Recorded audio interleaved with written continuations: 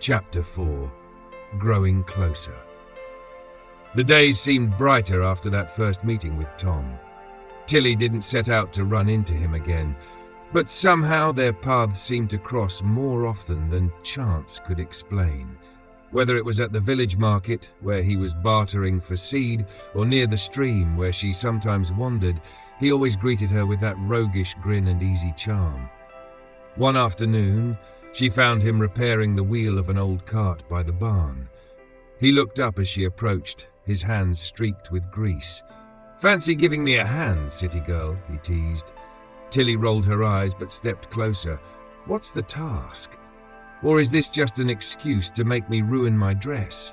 Tom laughed, handing her a rag. "Nothing too serious. Just need you to hold this steady while I tighten the bolt." She crouched beside him, their hands briefly brushing as she took hold of the wheel.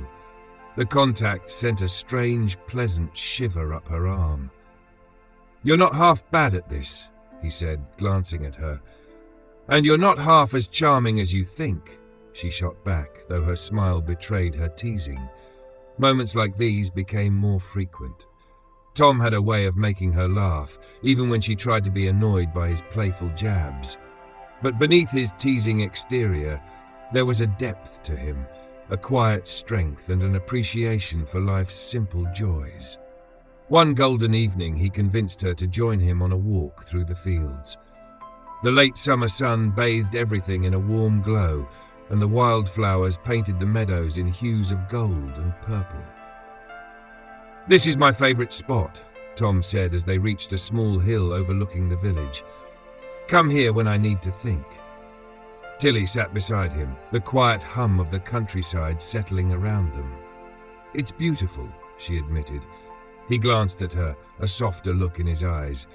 "It is now." The weight of his words hung in the air, and Tilly's breath caught. She didn't know how to respond, so she looked away, pretending to admire the view. "You're different now," Tom said after a moment. "Different?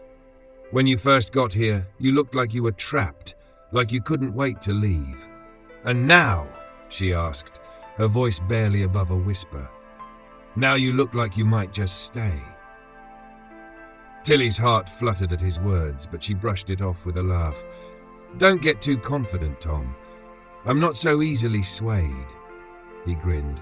"We'll see about that." As they made their way back to her aunt's house, the setting sun casting long shadows, Tilly realized something had shifted within her. The thought of leaving Meadowbrook no longer filled her with relief. And as Tom waved goodbye at the gate, that crooked smile lingering in her mind, she began to wonder if the reason had something to do with him.